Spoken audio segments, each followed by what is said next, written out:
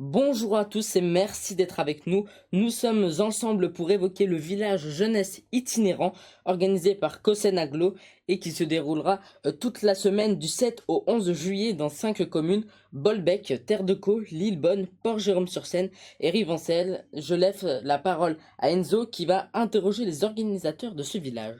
Et pour en parler avec nous, nous accueillons quatre invités. Sinam Gossou, chargée de coopération CTG à Cosenaglo, Anissa Belaïd, directrice de la MJC de Bolbec, Sébastien Mandeville, directeur de la MJC de Lillebonne, et Céline Monique, chargée de coopération CTG à Port-Jérôme-sur-Seine. Merci à tous les quatre d'être avec nous. On commence avec toi, Sinam, et ma première question sera celle-ci. D'où vient l'idée du village itinérant? Et c'est quoi l'ambition? Et surtout, qu'est-ce qui attend les visiteurs?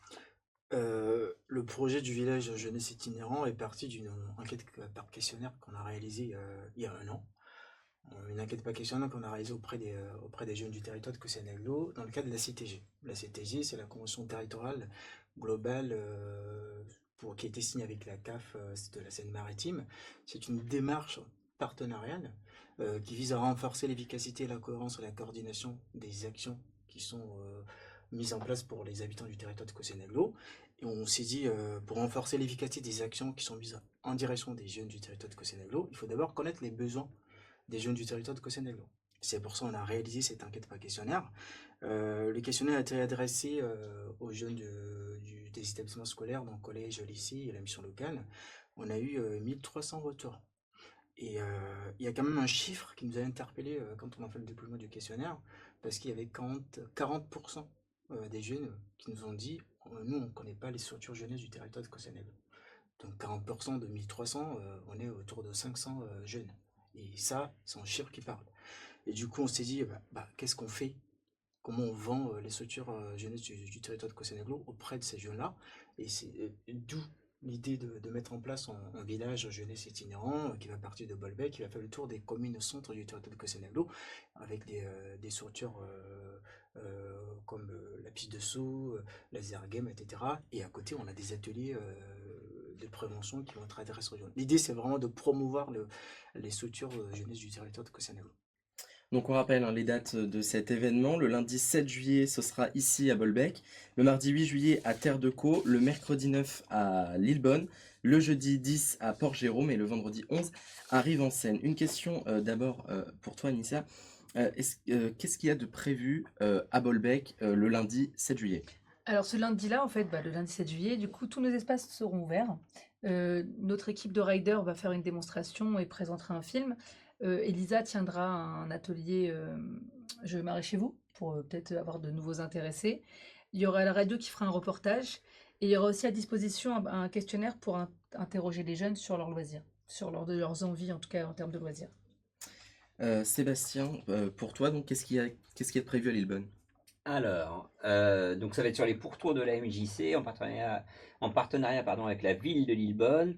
Donc on aura pas mal de structures de la ville, dans la ludothèque notamment, le service jeunesse va être présent avec certains ados du centre de loisirs. Il y aura forcément à la MJC les animateurs aussi, et on a convié quelques associations sportives. On sait qu'on a déjà le retour du judo, peut-être qu'on en aura d'autres d'ici là, et on a invité le musée à venir, le musée qui se situe aussi à Lillebonne. L'autre partenaire aussi, c'est le CCAS de la ville, parce qu'il propose des actions à destination, enfin sur des financements de projets au niveau des jeunes, et donc du coup c'est d'en faire la promotion, et aussi parce qu'il y a un espace de vie sociale qui va voir le jour normalement à la rentrée 2026 sur le territoire, et donc c'est aussi le moyen d'aller récupérer quelques informations sur ce que veulent les habitants sur le quartier. Tu parles du CCAS, est-ce que tu peux expliquer en quelques mots ce que c'est pour les Ouais, jeunes qui ne... c'est le comité d'action sociale de la ville de Lillebonne. C'est un endroit qui se situe à la mairie où toutes celles et ceux qui ont des besoins, des difficultés, que ce soit du logement, des problématiques de finances, etc., peuvent aller rencontrer des professionnels dans le domaine social pour être accompagnés et avoir des solutions peut-être qu'il leur est proposées. Céline, qu'est-ce qui est prévu sur les autres structures? Alors, sur Port-Jérôme-sur-Seine, on a le centre social de l'Arpège qui va être partenaire avec nous. Ils vont venir avec leur espace culturel, leur lieu d'accueil enfants-parents, les Lucioles. Ils vont proposer aussi des activités pour les plus jeunes par rapport au service jeunesse et famille. On va avoir le service culturel des Trois Colombiers qui sera là pour présenter le programme de la saison prochaine. On a le cinéma aussi qui est partenaire avec nous. L'association La Main Tendue, qui est une association qui accueille les jeunes qui sont autour de l'autisme et qui présentera donc des outils qui peuvent servir aux parents, aux professionnels. On a l'école d'art graphique qui va proposer un atelier manga et masque. Et puis, pour les jeunes qui vont être dans les études plus tard, on a COSEN Développement, le département et la région qui seront là pour présenter les dispositifs jeunesse. Oui. Ouais, je veux juste compléter les propos des collègues pour dire que on aura aussi la police municipale Interco qui va être là pour animer un atelier sur la sécurité routière. Donc voilà, on aura aussi la direction numérique de COSEN Aglo qui va être là pour animer un atelier avec des casques de réalité virtuelle. On a la piscine aussi qui va être présente. On a La CPAM, CPM avec son la escape primaire game d'assurance maladie qui vient faire aussi un escape game et qui va être sur les différentes sur toute la tournée. journées, sur toute la tournée. Ouais. C'est vrai que ça, c'est différents services qu'on n'a pas on n'a pas tout énuméré si tu veux chez les uns et les autres, mais c'est vrai qu'il y a beaucoup C'est un tronc commun. de services qui sont mobilisés sur l'ensemble des journées. Ouais. En fait, on a un socle commun qui va faire le tour de tout le village jeunesse itinérante, donc de lundi à vendredi. Et en plus de ça, sur chaque commune, on a des partenaires locaux qui vont s'agréger, qui vont se greffer à ce socle commun pour avoir un village assez grand. Donc la police, le numérique, la piscine, la médiathèque aussi, la médiathèque de COSEN Aglo. Et puis on aura aussi les vélos Smoothie de COSEN Aglo qui vont aussi être déployés sur le village jeunesse itinérant. Donc c'est vraiment un gros village où les jeunes vont vraiment se plaindre, hein, je veux dire ça comme ça. Beaucoup d'activités et beaucoup d'ateliers. Le maître mot, c'était le partenariat. Tous ceux qui sont partenaires et qui ont une proposition pour les ados sur le territoire ont été conviés dans la mesure du possible et pour beaucoup seront présents. Ouais. Qui est-ce qui a choisi les activités du tronc commun? Qui a choisi les activités de tronc commun? C'est une décision qui a été collective. Hein. Je rappelle qu'on a un groupe de travail sur la CTG.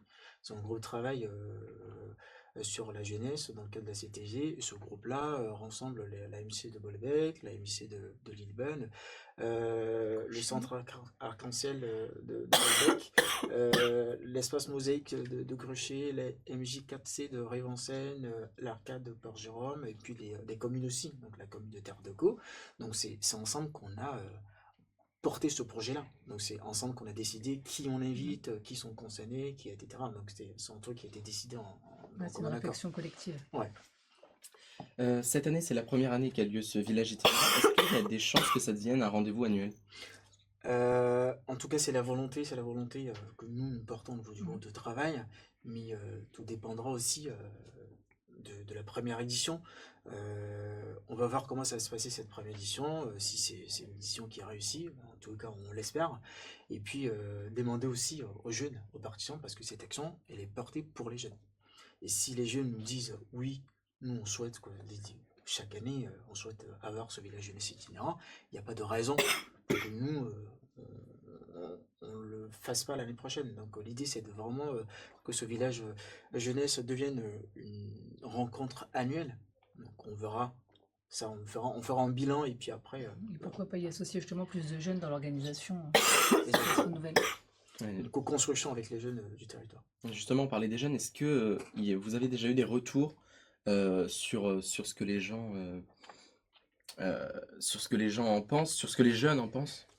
Du village Du village Du village, ouais, sur l'idée du village en tout cas. Pas encore, on est en train de diffuser la communication. Alors oui, les quelques-uns qui fréquentent en tout cas moi ma structure, oui, ils sont intéressés et sont curieux de voir ce que ça va donner. Après, c'est pas notre public cible non plus, si tu veux, forcément. Alors oui, c'est intéressant, ceux qui fréquentent déjà nos structures, c'est intéressant pour qu'ils puissent en parler à leurs amis et faire grandir les rangs. Mais ce qui nous intéresse, c'est les fameux 40% dont on parlait tout à l'heure, qui ne connaissent pas les structures jeunesse, et on espère pouvoir les attirer. Et donc ceux-là, pour l'instant, ils pas de retour, et je pense que ce sera la fréquentation qui nous donnera la température un peu, si on a réussi à aller les chercher. Ouais. Ouais, moi, je voulais rajouter, du coup, c'est bien nous qui ouvrons le bal le 7 juillet Mm. et au Val au Grès, mais du coup, ce sera pas que l'MJC de Bolbec. Du coup, on le fait vraiment en collaboration avec Arc-en-Ciel et avec Mosaïque de Gruchet-le-Valas. Comment elle est financée cette semaine? Bonne question. La question de l'argent, en fait, dans mes propos d'entrée, je disais que c'est dans le cadre de la CTG, que la CTG est apportée par la CAF et Cosenaglo. Et donc cette action-là, elle est financée par la CAF à hauteur de 80%. Et l'aglo cofinance à hauteur de 20%. Voilà. Ça, c'est pour la dépense concrète. La Après, il y a dépense toute la concrète. valorisation de chacune des structures. C'est-à-dire Merci que de c'est vrai qu'il n'y a rappeler pas ça. de fonds propres, si tu veux, forcément, entre guillemets, dans le projet, mais le C'est personnel, ça. le matériel qu'on pourrait utiliser sur cette journée, ça aussi, c'est des sommes qu'il ne faut pas À négliger valoriser. et qui représentent aussi une grosse partie du budget. Et donc, voilà, c'est un investissement global. Mais heureusement que la CAF et l'agglomération, oui, ils mettent, eux, de l'argent concret. Merci de rappeler parce que Enzo, c'est important. Les structures qui font partie du groupe CTG sur la jeunesse mettent à disposition du personnel sur toute la semaine du village jeunesse itinérant. On a aussi les communes qui mettent Du les moyens matériel, ouais. mise à disposition des locaux, du matériel, etc. Donc c'est aussi la façon de participation des communes et puis des structures qui sont associées à ce projet. Mm.